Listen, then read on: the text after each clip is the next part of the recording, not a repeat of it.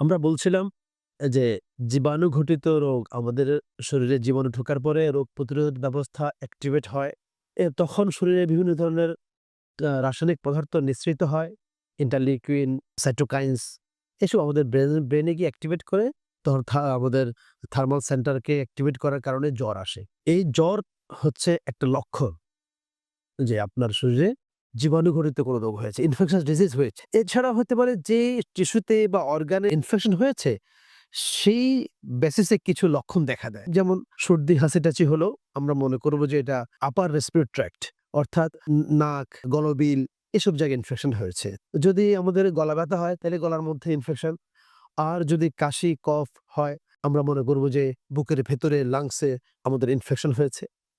পেশাবের মধ্যে দিয়ে যদি জ্বালা-পোড়া হয়, বমি হয়, পেট ব্যথা হয়, পাতলা পায়খানা হয়, বমি হয়, আমরা মনে করব যে ইনফেকশনটা হয়তো পেটে হয়েছে। অনেক সময় ব্রেনেও হয়, অজ্ঞান হয়ে যেতে পারে, ঘাড় শক্ত হয়ে যায়, অ্যা ঘাড় নাড়াইতে পারে না। এটা হইতে পারে।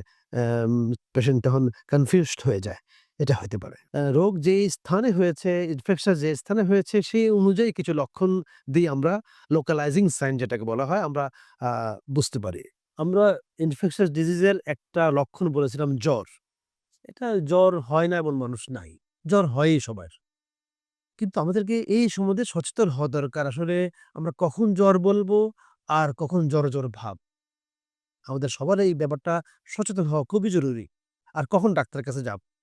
জ্বর হলেই ডাক্তারের কাছে যাব না কখন যাব? আমি একটু বলার চেষ্টা করছি যে আমাদের বডির টেম্পারেচার যখন 38 ডিগ্রি সেন্টিগ্রেড অর্থাৎ 100.4 ডিগ্রি ফারেনহাইট হবে। অর্থাৎ ১০০ ডিগ্রি ফারেনহাইটের উপর হইলেই জ্বর। এর আগে কিন্তু জ্বর নয়। এটা জ্বর ভাব। ফিভারিশ ফিলিংস হতে পারে। কিন্তু জ্বর বলব কিন্তু 100.4 ডিগ্রি ফারেনহাইট অর্থাৎ ১০০ ডিগ্রির বেশি হলে জ্বর। আর ১০৩-৪ হলে এটা হলো হাই গ্রেড ফিভার অর্থাৎ অতিমাত্রার জ্বর। আমরা জ্বর হলে সাধারণত তাহলে কি করব? আমরা জ্বরের চার্ট করব। সকালে ৬ টায় ৪ ঘন্টা পরপর ১০ টায়, ২ টায়, সন্ধ্যা ৬ টায়, রাত ১০ টায়। এভাবে জ্বরটা মাপবো এবং ডেট অনুযায়ী চার্ট করে রাখবো। আমরা ডাক্তার সাহেবের কাছে যখন যাবো, আমরা এই চার্টটা দেখাবো তখন ডাক্তার বুঝতে সুবিধা হবে। এটা একটা কাজ। জ্বরের কারণে শরীর থেকে পানি কমে যায়। সেজন্য আমরা পর্যাপ্ত তরল জাতীয় খাবার খাবো, ওরসালাইন খেতে পারি, পানি খাবো, ডাবের পানি খেতে পারি। স্বাভাবিক পানি দিয়ে শরীর মুছে দিব। গলা গলার নিচে, কুচকি, এক্সিলা অর্থাৎ বগলের নিচে, মাথায় একটু পানিও দিতে পারি আমরা। এগুলা করব। প্যারাসিটামল আমরা কখন দিব? যদি জ্বর ১০৩-৪ হয় তখন। যদি ডাক্তার সাহেব বলে তখন। যদি শরীরে খুব ব্যথা হয় তখন। জ্বর হইলেই প্যারাসিটামল একটা খেয়ে নিব, ব্যাপারটা এরকম নয়। কারণ জ্বর কিন্তু একটা প্রোটেক্টিভ ফেনোমেনন। আপনার শরীরে জ্বর আসছে, জীবনের বিরুদ্ধে যুদ্ধ শুরু হয়েছে, টেম্পারেচার কমিয়ে ফেলতে হবে, এখনই কমিয়ে ফেলতে হবে।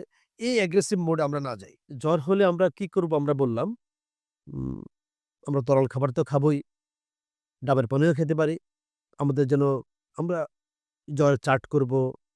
আমাদের খেয়াল করতে হবে কিছু লক্ষণ তৈরি হলে আমরা ডাক্তারের কাছে যাব।